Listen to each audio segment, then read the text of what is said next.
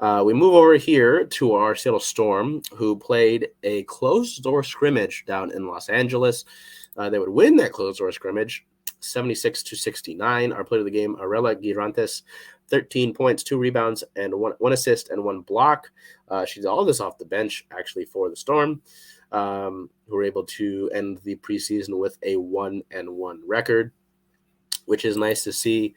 Again, there's been a lot of talk about this team. I have one friend on Twitter who continues to use the word tank with this team, and I like to have the hope that they're going to be able to, put some fight up, and not just kind of take the season lying down. I think there's a lot of, again, I will say this again, I think this is a team that has a lot of players that are looking to prove people wrong, whether it's people that passed up on them in free agency or cut them or this and that. And I think that all of that put together will come out with a pretty solid team, So after all, there's still Jewel Lloyd on this team. Young Ezzy Magbagor is still on this team. So, I want to have that hope in this roster and believe that they can do some damage, but we'll have to see. With all of that being taken into consideration, they have to come up with a final roster. We actually do have the date and time for when that final roster needs to be turned in. Thursday, May 18th, with a 2 p.m. deadline is when that final roster will be finalized. Seattle is already moving towards making that final roster, waiving 2 players over the past week. On the 9th, the team waived guard Jade Lowville. Lowville, the team's 3rd-round pick in the 2023 draft out of the University of Arizona, scored 4 points in 7 minutes on 2 for 4 shooting in the preseason game on Monday. She's a native of Sammamish. She averaged 9.8 points per game in 32 games with the Wildcats in 2022 to 23. So again, this was a move that I saw happening. Again, it was very hard for me to envision Lowville making this roster. We talked about it on the Circling Seattle Sports recapping the 2023 WNBA draft for the Storm. It just seemed hard, and especially with a limited skill set, I didn't expect it to happen. Also considering the fact that there's a mixture of veteran guards and some young and higher prospect sort of guards on this team. So it just didn't seem to add up for Lowville to make this roster. And, so that's I obviously would like to see the locals get in and compete, but it just didn't make sense. Before we get to the other pick that was cut there, on the 11th, the team was reportedly still in the mix to sign Gabby Williams. Head coach Noelle Quinn said that she had talked to Gabby on this past Wednesday, and that there's a chance that she rejoins Seattle depending on how her team in France fares in the playoffs. Her team in France continues throughout their postseason run. Excuse me. So it likely becomes impossible that she can join the team. But head coach Quinn did not rule it out if her team made the finals. So I guess we'll have to see what the update is on that. The prioritization rule was specifically written to apply to free agents, to players who haven't completed their offseason playing obligations by the start of the season, quote unquote, shall not be eligible to sign a player contract covering all or any part of the 2023 season. So this rule by the WNBA just continues to hurt. I just think it continues to hurt them. You've got players who like to play overseas, and it is a big help to their career and their living to go overseas and play with these teams. So I don't know. I just think it's a stupid rule. I think it's harmful to them. So that sucks.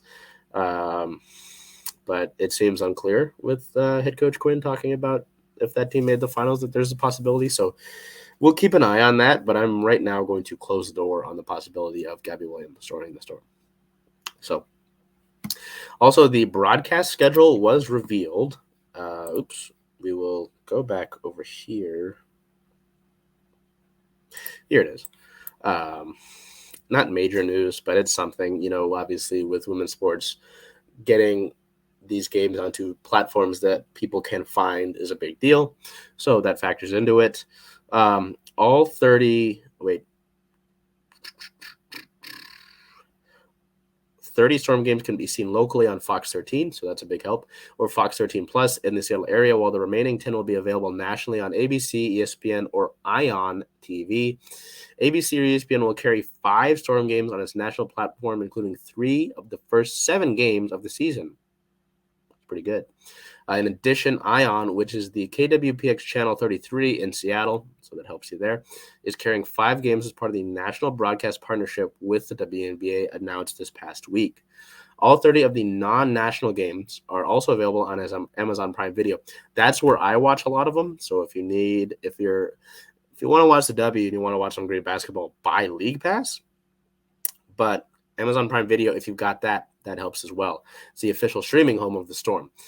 4 of the Storm games will be available nationwide as part of the Amazon broadcast partnership with the WNBA, with the remaining 26 available to fans throughout Washington State. So yeah, that's a big help there. If you want to find these games, obviously when we do our game day posts week by week, obviously we'll let you know where to find these games. But it's important to sort of have this idea of where to find them and know that they're going to be where they're going to be at. You know, like especially with the NWSL, a lot of people are asking me about Paramount Plus. The Ren game today was actually on Fox 13 Plus, and we have that here, so that was nice. But yes, obviously being able to find these games is a big deal. So we continue with the cuts here. On the 12th, the team waived forward Maddie Williams. Williams, a 6-foot forward from Oklahoma, earned All-American honorable mention recognition in back-to-back seasons.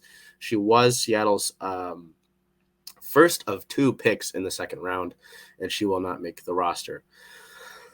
I had a little hope that Maddie could make the roster, but also, same thing sort of in the guard department. There's just a lot of forwards on this roster, and it's going to be tough. There's not enough roster space.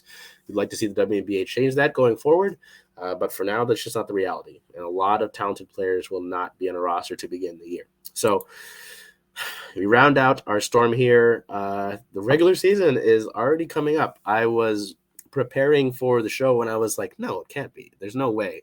We've already got the regular season on tap. And it is. So May 20th versus the Las Vegas Aces. It's a Saturday. Yes. Oops. There we go. May 20th versus the Aces is a 12 p.m. tip-off against the defending champs, against a super team with Kelsey Plum, with Asia Wilson, with Candace Parker, with Chelsea Gray. Giving me a headache thinking about this team. Especially saying the name Chelsea Gray after last year's series against the Aces, and just seeing that name again and again and again on the scoreboard. Terrible. Nightmare, in fact. So that's the regular season opener. It's going to be a big deal.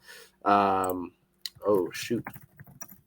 All this stuff about telling you when these games, I try to say games and Aces at the same time, where these games are going to be broadcast. So this regular season opener, oh man, I say that and then shoot. Okay, we'll find it here. We will figure out schedule.